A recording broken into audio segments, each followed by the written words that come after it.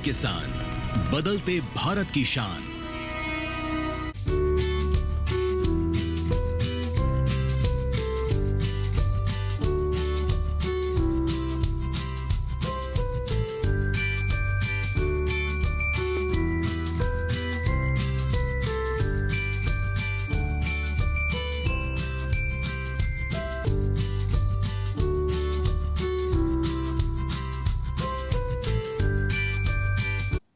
नहीं, ये चौड़ी है। बार वाली चेयर लगा दो जिस पे हैंड रेस्ट ही नहीं होता।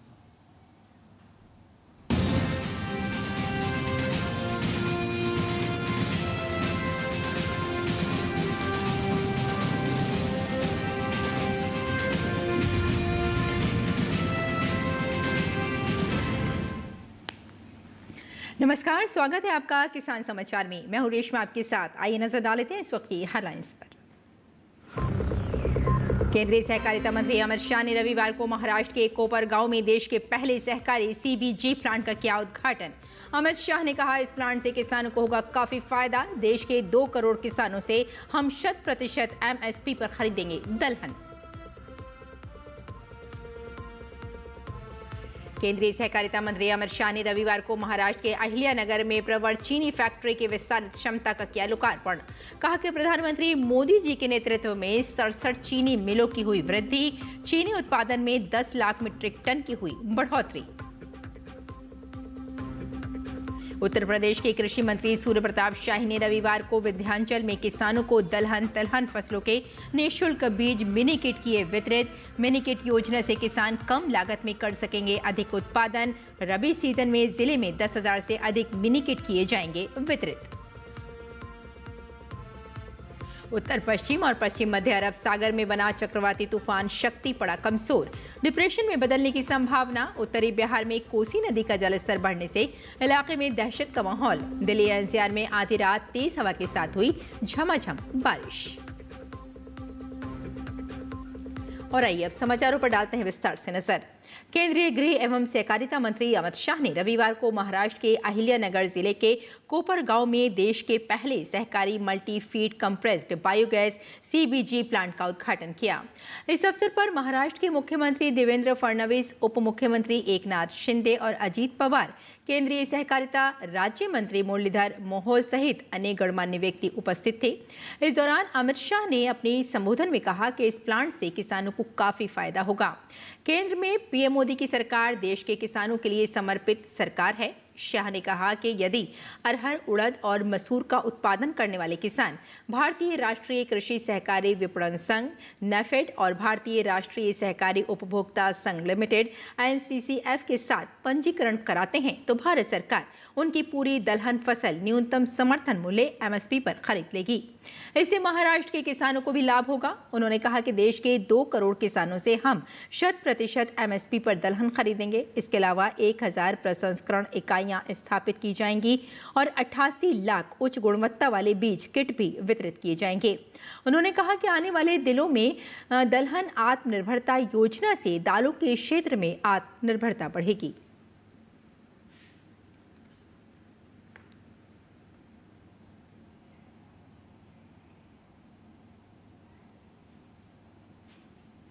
पंद्रह कोऑपरेटिव शुगर फैक्ट्री को एनसीडीसी की सहायता से ये दोनों संयंत्र लगाने के लिए पूरा सहयोग करेगी। मोदी जी की सरकार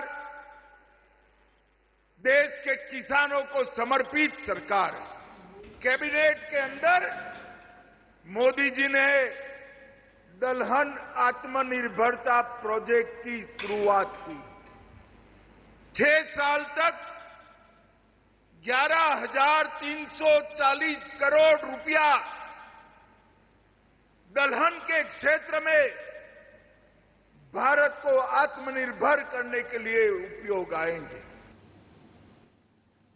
केंद्रीय गृह एवं सहकारिता मंत्री अमित शाह ने रविवार को महाराष्ट्र के अहिल्यानगर में प्रवर चीनी फैक्ट्री की विस्तारित क्षमता का लोकार्पण और पद्मश्री डॉक्टर विठलराव विखे पाटिल जी व पद्म भूषण बाला साहेब विखे पाटिल जी की प्रतिमाओं का अनावरण किया।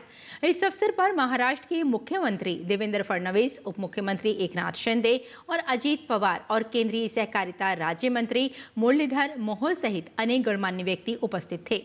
कार्यक्रम को संबोधित करते हुए केंद्रीय गृह एवं सहकारिता मंत्री ने कहा कि प्रधानमंत्री मोदी जी के नेतृत्व में चीनी मिलों की संख्या में 67% की वृद्धि हुई है। चीनी उत्पादन में 10 लाख मीट्रिक टन की बढ़ोतरी हुई है। मोदी जी के नेतृत्व में शुगर मिलों की संख्या में 67 की वृद्धि हुई है। चीनी उत्पादन में 10 लाख मीट्रिक टन की बढ़ोतरी हुई है। डिस्टिलरी 2 गुना बढ़ी है। इथेनॉल की उत्पादन क्षमता 5 गुना बढ़ी है। इथेनॉल की आपूर्ति 10 गुना बढ़ी है और पेट्रोल में इथेनॉल का ब्लेंडिंग 20% तक पहुंच गया है। ये सभी बताता है कि मोदी जी के प्रधानमंत्री बनने के बाद हमारे कोऑपरेटिव शुगर क्षेत्र को कितना बड़ा फायदा मिला है। किसानों का 10,000 करोड़ से ज्यादा इनकम टैक्स को माफ करने का काम भारतीय जनता पार्टी की मोदी सरकार ने। उन्होंने कहा कि इस बार महाराष्ट्र में किसानों की 60 लाख हेक्टेयर से अधिक भूमि और फसल भारी वर्षा से बर्बाद हो गई है। उन्होंने कहा कि वित्त वर्ष 2025-26 में केंद्र के शेयर के तहत 3,132 करोड़ रुपए महाराष्ट्र को दिए गए हैं। वित्तीय वर्ष 25-26 में केंद्र के शेयर के तहत 3,132 करोड़ रुपया हमने महाराष्ट्र सरकार को दिया है। उसमें से जो 1,631 करोड़ रुपया था वो अप्रैल को ही दे देने का काम हमारे नेता नरेंद्र मोदी जी ने किया है। और बिहार के मुख्यमंत्री नीतीश कुमार ने रविवार को नालंदा के राजगीर में 1,242 करोड़ रुपए की 48 विकास योजनाओं का उद्घाटन और शिलान्यास किया। इस योजना में प्रगति यात्रा के दौरान घोषित परियोजनाएं भी शामिल हैं। इनसे जिले में विकास को नई गति और लोगों के जीवन स्तर में सुधार मिलेगा। कार्यक्रम में मुख्यमंत्री ने पेंशनधारियों, जीविका दीदियों, आंगनबाड़ी सेविका, सहायिकाओं और अन्य लाभुकों से संवाद किया। लोगों ने बताया कि सामाजिक सुरक्षा पेंशन अब 400 से बढ़कर 1,100 रुपये हो गई है। गृह रक्षकों का भत्ता 774 से 1,121 रुपये किया गया है। आंगनबाड़ी सेविकाओं का मानदेय 7,000 से 9,000 रुपये और सहायिकाओं का 4,000 से 4,500 रुपये हुआ है। विद्यालय रात्रि प्रहरी का मानदेय 5,000 से 10,000 रुपये और किसान सलाहकारों का 13,000 से 21,000 रुपये कर दिया गया है। आशा कार्यकर्ताओं के मानदेय में भी वृद्धि हुई है। उत्तर प्रदेश के कृषि मंत्री सूर्य प्रताप शाही ने रविवार को विंध्याचल में मां विंध्यवासिनी देवी के दर्शन पूजन किए। इसके बाद उन्होंने किसानों को दलहन तिलहन फसलों के निःशुल्क बीज मिनी किट वितरित किए। इस मौके पर नगर विधायक पंडित रत्नाकर मिश्र भी उपस्थित रहे। मंत्री शाही ने कहा कि सरकार किसानों की आय बढ़ाने के लिए लगातार कार्य कर रही है। मिनी किट योजना से किसान कम लागत में अधिक उत्पादन कर सकेंगे, जिससे आय और क्षेत्रफल दोनों बढ़ेंगे। उप कृषि निदेशक विकेश कुमार ने बताया कि एग्री दर्शन पोर्टल पर चयनित किसान अपने ब्लॉक के बीज भंडार से अंगूठा लगाकर निःशुल्क मिनी किट प्राप्त कर सकते हैं। आवेदन की अंतिम तिथि 25 अक्टूबर है। रबी सीजन में जिले में चना, मटर, मसूर, सरसों, तोरिया और तीसी के 10,000 से अधिक मिनी किट पैकेट वितरित किए जाएंगे। कार्यक्रम में संयुक्त कृषि निदेशक अशोक उपाध्याय, डॉक्टर अवधेश कुमार यादव और अन्य अधिकारी मौजूद रहे। हर साल अक्टूबर और नवंबर के महीने में उत्तर भारत की हवा में जहर घुल जाता है। दिल्ली और एनसीआर में सांस लेना मुश्किल हो जाता है। इसकी एक बड़ी वजह खेतों में जलती पराली है और इस प्रदूषण में सबसे बड़ा योगदान देने वाले राज्यों में से एक है पंजाब। सरकारी आंकड़ों के मुताबिक 2024 में अकेले पंजाब से पराली जलाने की 55% से ज्यादा घटनाएं दर्ज की गई। हर साल लाखों टन पराली जलकर किसान खेत साफ करते हैं, लेकिन इसका असर दिल्ली से लेकर लखनऊ तक महसूस होता है। पंजाब के खेतों में हर साल अक्टूबर से नवंबर के बीच लाखों टन पराली जलाई जाती है। 2024 के आंकड़े बताएं तो कुल पराली जलाने की घटनाओं में से 55% से ज्यादा मामले अकेले पंजाब से सामने आए हैं। हरियाणा के खाद्य एवं आपूर्ति मंत्री राजेश नागर ने रविवार को पानीपत और समालखा अनाज मंडी का निरीक्षण किया। उन्होंने धान खरीद प्रक्रिया की समीक्षा की और पारदर्शिता व तेज लिफ्टिंग के निर्देश दिए। मंत्री ने किसानों से बातचीत की और भरोसा दिलाया कि इस बार खरीद की मजबूत व्यवस्था की गई है ताकि कोई परेशानी न हो। किसानों ने हैफेड एजेंसी से भी खरीद शुरू करने की मांग की। मंत्री ने तुरंत विभाग से बात कर सोमवार से हैफेड द्वारा खरीद शुरू करने के आदेश दिए। किसानों मंडी में अधिक मिलर्स की मांग की है, जिस पर मंत्री राजेश नागर ने सहमति जताई। धान की गुणवत्ता पर किसानों की चिंता पर उन्होंने कहा कि सरकार हर किसान की उपज खरीदेगी, कोई भी फसल छोड़ी नहीं जाएगी। राजेश नागर ने अधिकारियों को निर्देश दिया कि धान की फसल की जल्द लिफ्टिंग हो ताकि मंडी का काम सुचारू रहे।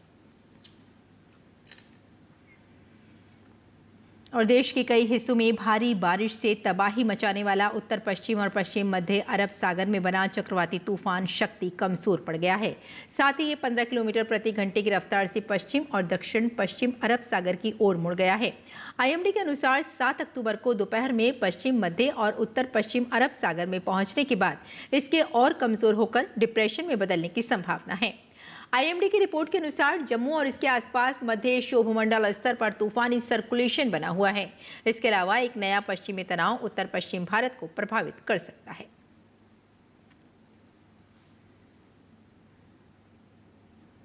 नेपाल के साथ साथ उत्तरी बिहार में भी भारी बारिश हो रही है।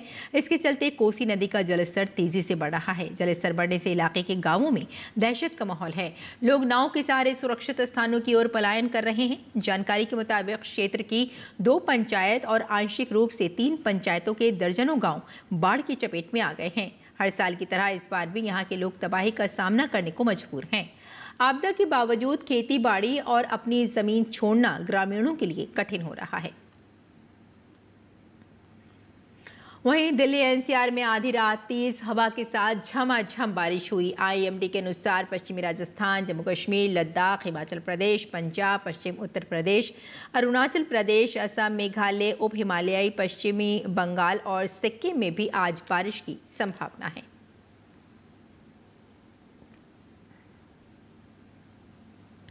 मौसम ने एक बार फिर करवट ली है। आज जम्मू कश्मीर में कई स्थानों पर कहीं बारिश तो कहीं बर्फबारी हुई। बांदीपोरा में राजदान टॉप पर 3 इंच तक बर्फबारी हुई। इससे तापमान में काफी गिरावट आई है। वहीं डोडा शहर के भदेवरा और अन्य कई हिस्सों में बारिश हुई। इससे वहां भी तापमान में काफी गिरावट आई। 6 से 8 अक्टूबर तक नई दिल्ली में केंद्रीय कृषि विश्वविद्यालय इम्फाल द्वारा वस्त्र मंत्रालय और भारतीय कृषि अनुसंधान परिषद के सहयोग से राष्ट्रीय सम्मेलन का आयोजन किया जा रहा है। भारत को एक साथ बुनना, उत्तर पूर्व और उससे आगे के प्राकृतिक रेशे, नवाचार और आजीविका विषय पर आयोजित इस 3 दिवसीय सम्मेलन में उद्योग और उत्पादकों की बैठकें, संबंधित विषयों पर चर्चा और आइडियाथॉन और प्रदर्शनी का आयोजन किया जाएगा। इस सम्मेलन के पोस्टर का अनावरण करते हुए अभिनेता आशुतोष राणा ने मशीनों के युग में इस पहल को अद्भुत बताया। उन्होंने कहा कि मनुष्य तो मशीनों का निर्माण कर सकता है, लेकिन मशीन कभी मनुष्य का निर्माण नहीं कर सकती। इस मौके पर विकास फाउंडेशन ट्रस्ट की चेयरपर्सन डॉक्टर मृदुला ठाकुर प्रधान और इम्फाल सेंट्रल एग्रीकल्चर यूनिवर्सिटी के vice chancellor doctor Anupam Mishra भी मौजूद रहे। क्या कहना चाहेंगे आप? बहुत अभिनंदन ये, क्योंकि हस्तकलाएं जो होती हैं और हस्तशिल्प जो होता है वो आज की तारीख में हम मशीन के प्रभाव में इतने बढ़ गए हैं कि मनुष्य की महत्व को हमने कम कर दिया है। तो मेरा अपना ये मानना है कि ये जो सेंट्रल एग्रीकल्चर यूनिवर्सिटी इम्फाल ने जो एक पहल की है, तो ये बहुत अद्भुत है कि मशीन के युग में आप मनुष्य के महत्व को बढ़ाने की दिशा में या उसकी कला को, क्योंकि मेरा अपना ये मानना है कि कोई मनुष्य तो मशीनों का निर्माण कर सकता है, लेकिन मशीनें कभी भी मनुष्य का निर्माण नहीं कर सकती। और अगर मनुष्य का निर्माण भी कर भी दें तो मशीनों के अंदर वो क्षमता नहीं है कि मनुष्य के अंदर मनुष्यता की स्थापना कर सके। तो मेरा अपना ये मानना है कि ये जो आपने पहल की है, इस पहल में निश्चित रूप से अभिनंदनीय है और अनुकरणीय है। और दिल्ली में नवे इंडिया इंटरनेशनल फोक फेस्टिवल की शुरुआत हुई है। भारतीय सांस्कृतिक संबंध परिषद ICCR के बैनर तले आयोजित इस फेस्टिवल का आयोजन दिल्ली के सेंट्रल पार्क में हो रहा है। 4 से 6 अक्टूबर तक चलने वाले इस फेस्टिवल में Bharat, Sri Lanka, Armenia, Poland, Maldives, Belarus सहित तमाम देशों के कलाकारों ने लोक नृत्य और संगीत की प्रस्तुतियां दे रहे हैं। 3 दिनों तक चलने वाले इस सांस्कृतिक फेस्टिवल में 11 देशों के तकरीबन 200 कलाकार हिस्सा ले रहे हैं। इस साल 9वां इंडिया अंतर्राष्ट्रीय जो लोक उत्सव है वो यहाँ पे हमने कनॉट प्लेस इनर सर्किल में आयोजित किया है और इसके अंदर 10 देश और भारत को मिलाकर 11 देश के कम से कम 200 आर्टिस्ट जो हैं वो भाग ले रहे हैं। और हमारा मकसद इसके आयोजन के पीछे यही है कि जो लोक कला है, जिसके अंदर नृत्य है, संगीत है, उसके द्वारा हम कैसे लोगों की पारस्परिक भागीदारी सुनिश्चित कर सकते हैं। ICCR में वरिष्ठ सलाहकार प्रोफेसर मानसी रघुनंदन ने इंटरनेशनल फोक फेस्टिवल के आयोजन पर कहा कि भारतीय संस्कृति को वैश्विक मंच पर पहचान दिलाने की ये खास पहल है। Indian council for cultural relations always ये चाहता है कि जो हमारी कल्चरल हेरिटेज है, इंटैंजिबल कल्चरल हेरिटेज भी है, वो एज अ कल्चरल डिप्लोमेसी को ग्लोबल स्टेज पे लेके जाए। बट जब हम यहाँ पे इंटरनेशनल फोक फेस्टिवल कर रहे हैं और ये 9वां एडिशन है, तो हमारे यहाँ कलाकार देश भर से नहीं, दुनिया भर से आ रहे हैं। तो इसकी वजह से हमारा ये होता है कि एक ब्रिजिंग ऑफ द एस्पेक्ट्स होता है। और परंपरागत कृषि विकास योजना PKVY के अंतर्गत भारतीय कृषि ने हमेशा पारंपरिक ज्ञान और टिकाऊ प्रणालियों से ताकत हासिल की है। हालांकि इनपुट इंटेंसिव कृषि के तेजी से विकास के साथ मिट्टी के क्षरण, पानी की गुणवत्ता और खाद्य सुरक्षा पर चिंताएं ज्यादा गंभीर हो गई हैं। पिछले 1 दशक में PKVY भारत के जैविक कृषि आंदोलन की आधारशिला बन गया है। इसने किसानों को पर्यावरण के अनुकूल नियमों को अपनाने, जैविक प्रमाणन तक पहुंचने और टिकाऊ उत्पादन को पुरस्कृत करने वाले बाजारों के साथ जुड़ने के लिए एक संगठित मंच प्रदान किया है। क्लस्टर आधारित पहल के रूप में शुरू हुई ये योजना अब प्रशिक्षण, प्रमाणन और बाजार विकास की एक व्यवस्था है जो मजबूत कृषि के लिए भारत के दीर्घकालिक दृष्टिकोण को आकार दे रहा है। PKVY के केंद्र में क्लस्टर दृष्टिकोण निहित है। किसानों को सामूहिक रूप से जैविक खेती के तरीकों को अपनाने के लिए 20-20 हेक्टेयर के समूहों में जुटाया जाता है। ये मॉडल न केवल समान मानकों को सुनिश्चित करता है, बल्कि संसाधन साझेदारी को प्रोत्साहित करके लागत भी कम करता है। परंपरागत कृषि विकास योजना PKVY के अंतर्गत जैविक खेती के तरीकों को अपनाने वाले किसानों को 3 वर्ष की अवधि के लिए 31,500 रुपये प्रति हेक्टेयर की सहायता दी जा रही है। इस मदद में ऑन फॉर्म और ऑफ फॉर्म जैविक इनपुट के लिए 15,000 रुपये, DBT, मार्केटिंग, पैकेजिंग और ब्रांडिंग के लिए 4,500 रुपये, प्रमाणन और अवशेष विश्लेषण के लिए 3,000 रुपये, प्रशिक्षण और क्षमता निर्माण के लिए 9,000 रुपये शामिल हैं। और आइए अब बात कर लेते हैं कि किसान इस मौसम में कैसे रखें अपनी खेती का ख्याल।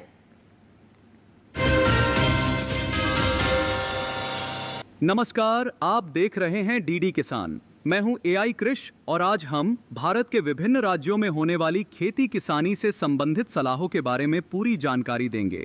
मौसम को ध्यान में रखते हुए पूर्वी उत्तर प्रदेश के किसान जरूरत के हिसाब से धान की सिंचाई करें। साथ ही यहाँ के किसान तोरिया की बुवाई कर लें। पूर्वी उत्तर प्रदेश के किसान जरूरत के हिसाब से पत्ता गोभी, फूल गोभी और शिमला मिर्च की बुवाई करें।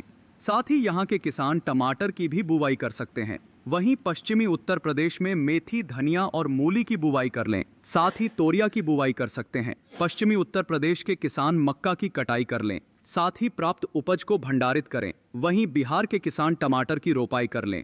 साथ ही यहाँ के किसान मध्य मौसमी किस्मों की बुवाई कर लें। साथ ही अगेती पत्ता गोभी की बुवाई कर लें। वहीं बिहार के दक्षिणी जलोढ़ क्षेत्र में बैंगन और मिर्च की रोपाई कर लें। वहीं झारखंड के किसान पश्चिमी पठारी क्षेत्र में खेत में लगी सब्जियों को सहारा प्रदान करें। बात करें आंध्र प्रदेश की तो यहाँ के उच्च ऊंचाई वाले क्षेत्र में धान, गन्ना और मक्का की खेतों से अतिरिक्त पानी को बाहर निकाल लें। यहाँ के किसान रागी, मूंगफली, अदरक और हल्दी के खेतों से फालतू पानी को बाहर निकाल लें। आंध्र प्रदेश के किसान केले, गन्ना और नारियल के पेड़ों को सहारा प्रदान करें।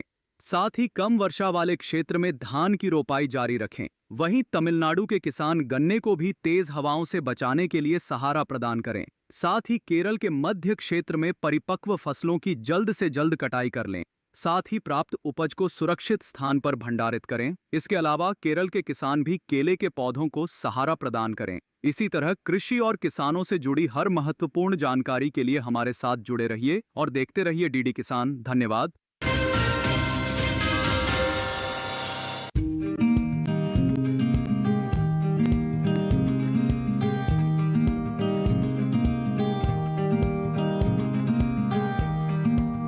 बेबी कॉर्न मक्का की कोई किस्म नहीं है, बल्कि वो अवस्था है जब भुट्टे में दाने बनने वाले हो या बनने शुरू हुए हों। इसका इस्तेमाल सलाद के साथ साथ सब्जी, खीर और हलवे में भी होता है। भारत में इसकी खेती मुख्य रूप से शहरों से सटे इलाकों में होती है। ये काफी पोषक है और शायद यही बढ़ती हुई मांग की वजह है। इसके खेत की तैयारी आम मक्का की तरह ही होती है और इसे 2 तरह से उगाया जाता है। आदर्श अवस्था में 1 हेक्टेयर में 58,000 पौधे लगाए जाते हैं। इस पद्धति में स्वीट और बेबी कॉर्न दोनों ही प्राप्त होते हैं। दूसरी पद्धति में 1 हेक्टेयर जमीन पर पौधों की संख्या 2.25 लाख के करीब होती है। इसमें तमाम भुट्टे बेबी कॉर्न के रूप में इस्तेमाल किए जाते हैं। बेबी कॉर्न के लिए 1 हेक्टेयर जमीन पर 20 से 25 किलोग्राम बीज की जरूरत होती है। 1 हेक्टेयर के लिए 1.5 से 2 क्विंटल नाइट्रोजन 3 बार में डालना होता है। इसकी फसल अमूमन 50 से 60 दिन में तैयार हो जाती है। तुड़ाई पर खास ध्यान देने की जरूरत है, चूंकि भुट्टा बहुत तेजी से बढ़ता है, इसलिए इसे जितना जल्दी हो सके बाजार भेज देना चाहिए। सुबह का समय तुड़ाई के लिए उपयुक्त है। पौधों में बाल यानी झंडा निकलते ही तोड़ दें और 3 दिन में 1 बार तुड़ाई कर लेनी चाहिए। इस तरह एक फसल के लिए औसतन 7 से 8 तुड़ाई पर्याप्त होती है। 1 हेक्टेयर में 15 से 19 क्विंटल तक बेबी कॉर्न हो सकते हैं। भुट्टे तोड़ने के बाद पौधों को हरे चारे के रूप में इस्तेमाल किया जा सकता है। 1 हेक्टेयर से किसान को 250 से 400 क्विंटल तक हरा चारा मिल सकता है।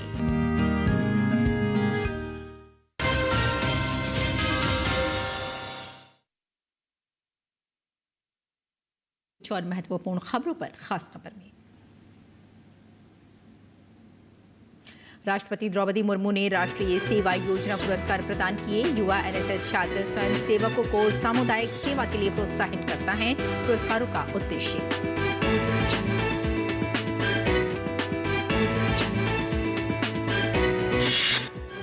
प्रधानमंत्री नरेंद्र मोदी ने दिल्ली भाजपा के पहले प्रदेश अध्यक्ष और वरिष्ठ नेता वीके मल्होत्रा के जीवन, जनहित के उनके कार्यों और पार्टी की श्रेष्ठ परंपराओं के प्रतीक के रूप में उनके योगदान पर अपने विचार साझा किए। उन्होंने कहा कि आने वाली पीढ़ियां उनके जीवन और उपलब्धियों से प्रेरणा पाती रहेंगी।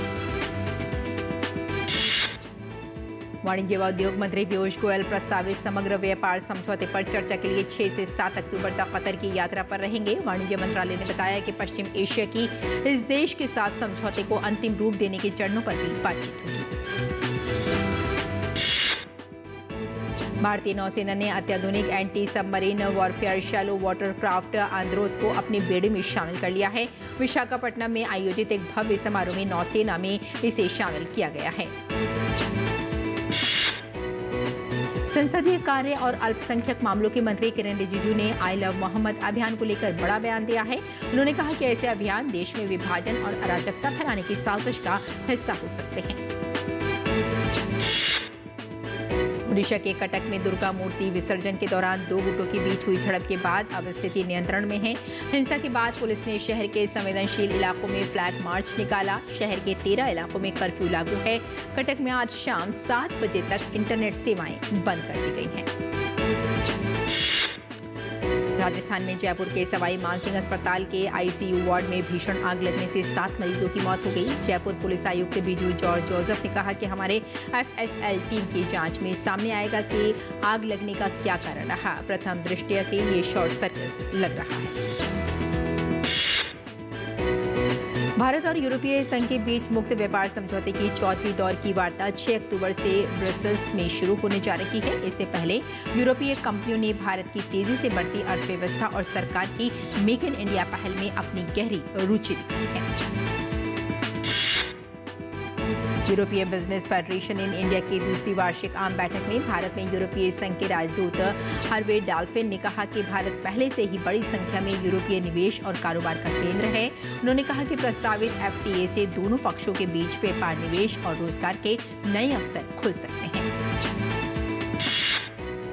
विश्व बैंक की दक्षिण एशिया की मुख्य अर्थशास्त्री फ्रांसिस्का ऑनसार्स ने कहा कि नवंबर 2022 में चैट जीपीटी के आने के बाद से भारत का कंप्यूटर सेवा निर्यात 30% बढ़ गया है, जबकि कुल सेवा निर्यात स्थिर रहा है। S&P ग्लोबल के अनुसार भारत की सर्विसेज सेक्टर में सितंबर में मजबूत बढ़त देखी गई है, जिससे SHBC India services purchasing managers index 60.9 रहा। जब भी PMI 50 से ऊपर रहता है तो कारोबारी गतिविधियों में वृद्धि मानी जाती है। जीनोमिक टेस्टिंग अब भारत में तेजी से सस्ती और सुलभ हो रही है। BRCA 1/2 और NIPT जैसी रूटीन टेस्ट 5 से 20,000 रुपए तक उपलब्ध हैं।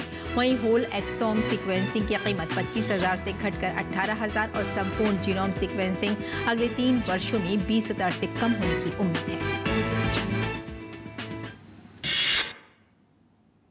तो किसान समाचार में फिलहाल इतना ही। अनुमति दें। नमस्कार।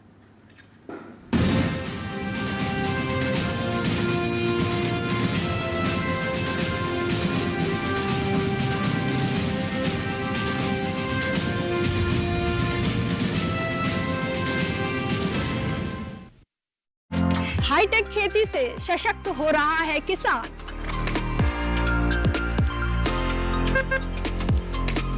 टेक्नोलॉजी का हो कृषि में विस्तार, इसके लिए IIT कानपुर दे रहा है एग्री स्टार्टअप्स का पूरा साथ।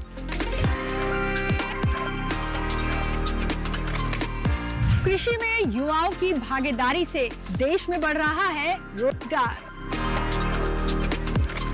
कृषि स्टार्टअप की नई सीरीज एग्रीटेक स्टार्टअप्स हर शनिवार रात 9:30 बजे और पुनः प्रसारण सोमवार शाम 4 बजे सिर्फ DD किसान पर। सुनिए सुनिए सुनिए, आपके गांव में फिर सजेगा प्रश्न मंच। आपके गांव में फिर सजेगा प्रश्न मंच।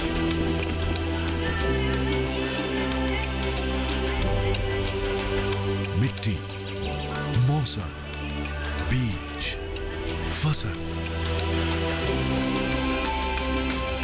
किसान को मिलेगी यहाँ हर सरकारी स्कीम की जानकारी।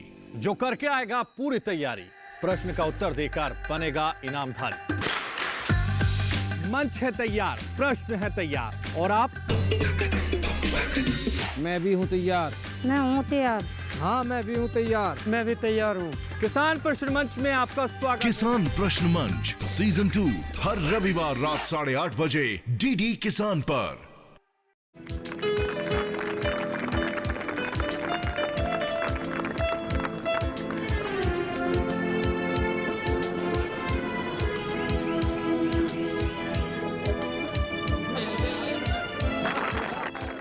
अच्छा, तो तुम्हें दानिश का जीतना अच्छा नहीं लगा?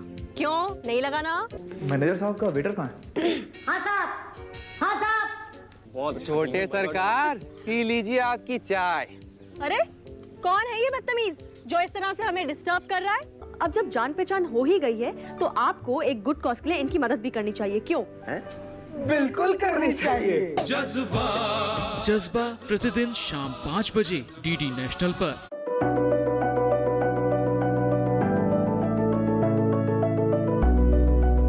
विज्ञान से किसान को हम जोड़ना चाहते हैं तो लैब टू लैंड, विज्ञान से किसान, इन दोनों को जोड़ने का ये प्रयास है ताकि वैज्ञानिक रिसर्च करके जो चीज बनाए अच्छे उत्पादन के लिए, वो सीधे किसानों तक पहुंच जाए और किसान उनका उपयोग करके उत्पादन भी बढ़ाएं और ज्यादा लाभ भी कमाएं। और इसलिए हम शुरू कर रहे हैं अब आधुनिक कृषि चौपाल। महीने में एक बार किसान इसका प्रयोग करेंगे अपने खेत में और अपने देश की समृद्धि भी बढ़ाएंगे और किसान भी समृद्ध होगा।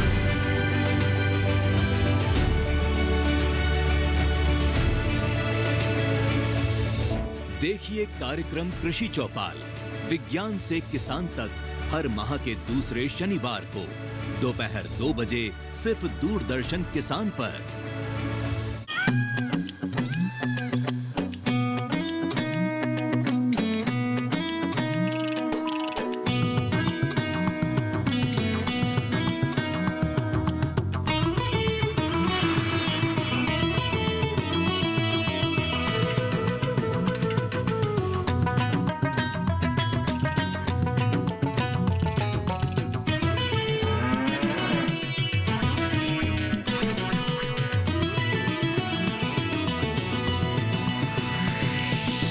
डीडी किसान, बदलते भारत की शान।